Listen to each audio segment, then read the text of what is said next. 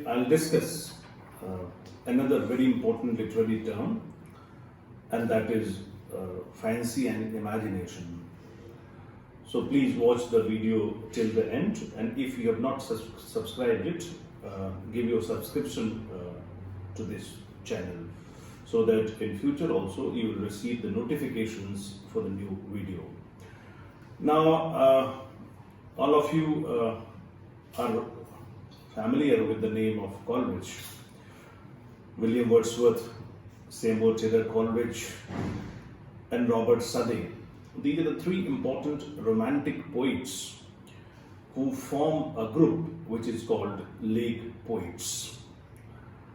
Now, Coleridge, a great poet, philosopher, literary critic, theologian, with his friend William Wordsworth, he started a movement which we call a romantic movement when a collection of poems, lyrical ballads, was published. Now, Coleridge's Biographia Literaria, which was published in 1817, is an important critical text. The meaning of Biographia Literaria is literary biography. And the full title of Biographia Literaria is Biographia Literaria, Biographical Sketches of My Literary Life and Opinions. Why am I telling you about Biographia Literaria? Because the term fancy and imagination are explained by Coleridge in this critical work. I have already explained the term willing suspension of disbelief, a term which was used by Seymour Taylor Coleridge in chapter 14 of Biographia Literaria.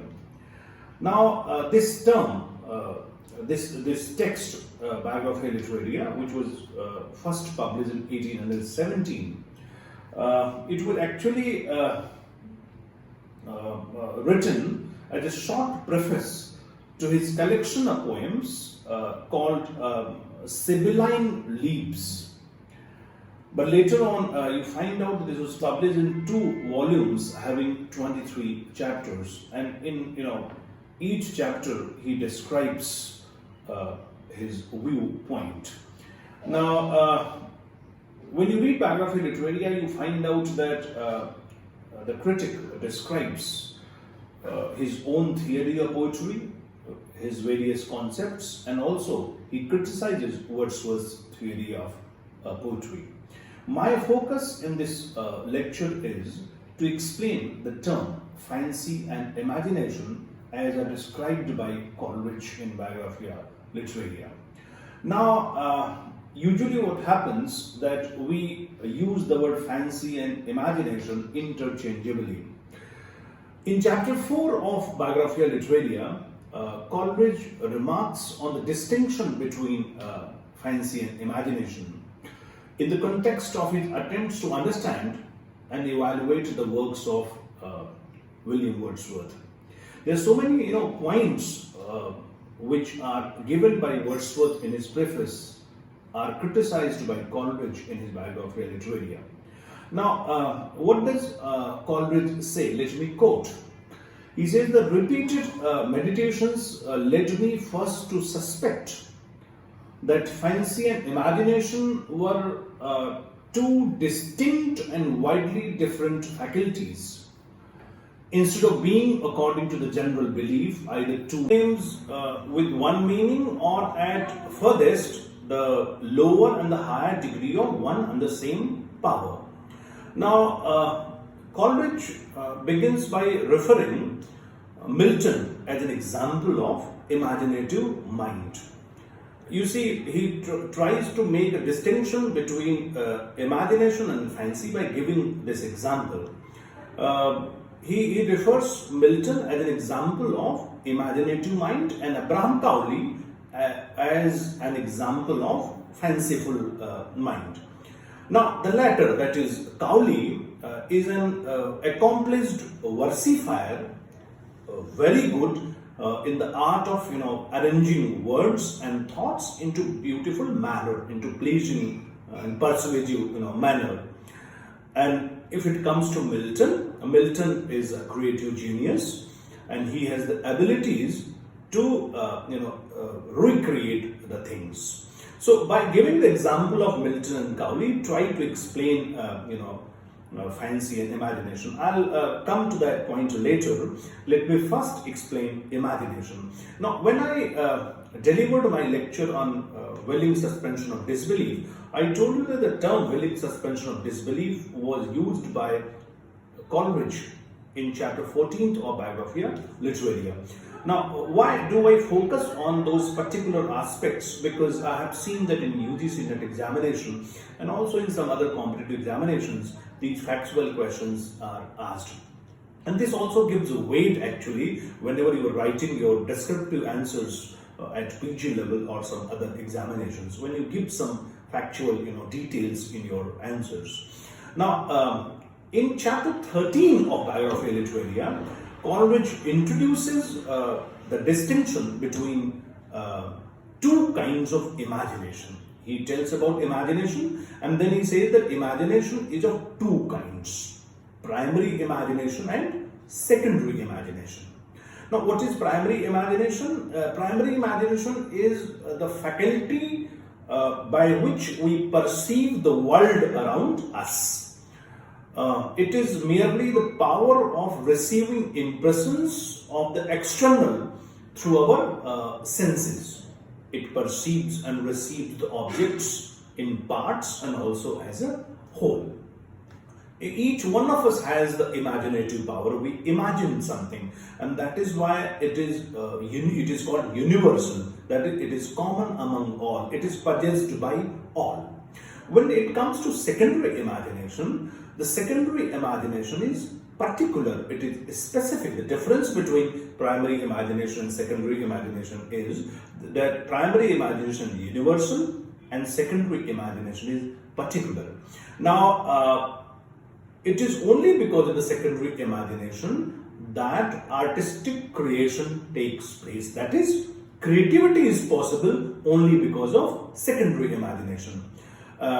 Secondary imagination requires an effort of the will and conscious effort. It requires will because unless and until you desire, unless and until you make a conscious effort, you cannot make the creation possible. What does basically secondary imagination do? It works on whatever is provided to it by the primary imagination. Actually, whenever a literary creation takes place, the raw material is required. Raw material is provided by the primary imagination, and whosoever possesses the secondary imagination, he works on it, and then the artistic creation, then we have the creation of the art, the text. Now, the secondary imagination selects and orders the raw materials and reshapes and remodels it into the objects of beauty.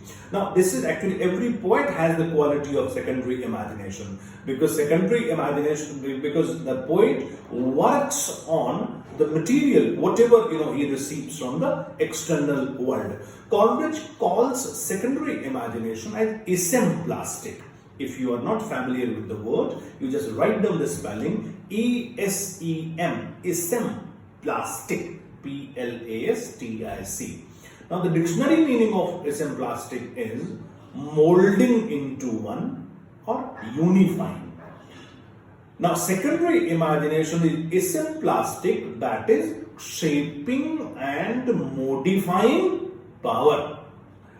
When you read Biographia Literaria, then you find out that Coleridge says that secondary imagination dissolves, diffuses, and dissipates in order to create.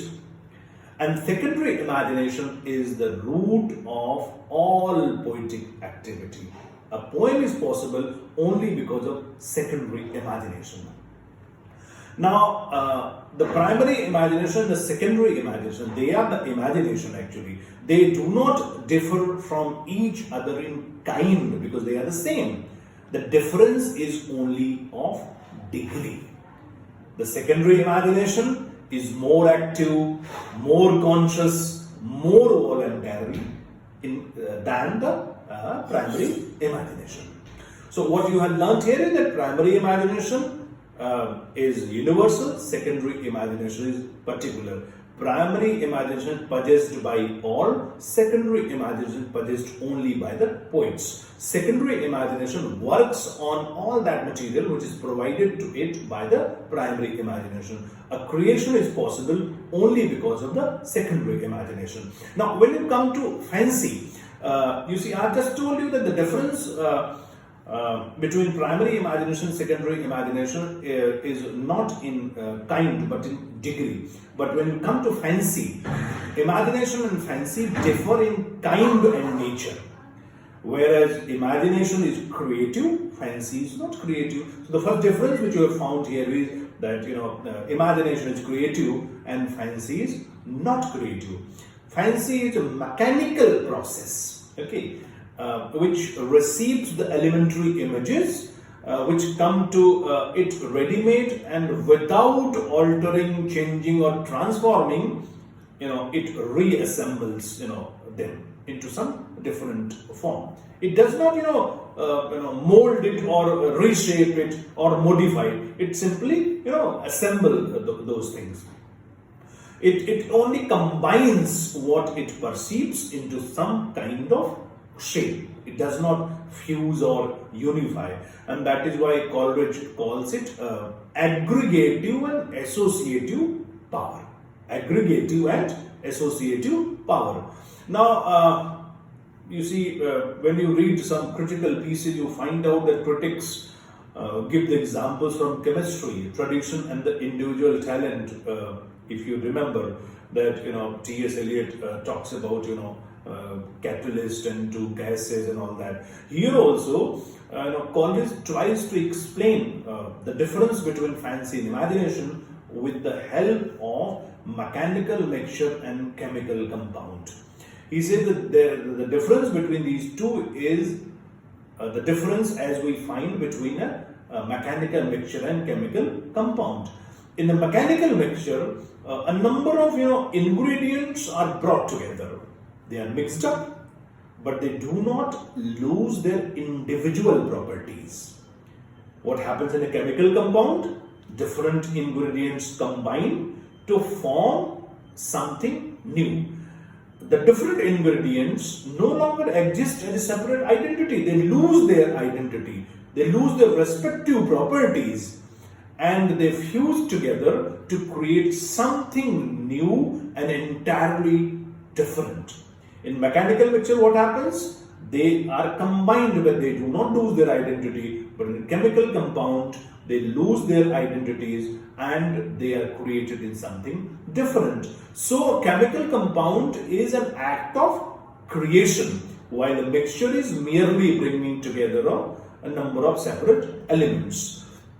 So, Coleridge tried to explain this. I think you are also able to understand the difference between fancy and imagination. Thus, imagination creates new shapes and forms of beauty by fusing and unifying the different impressions it receives from the external world. Fancy is not creative at all. It is a kind of memory.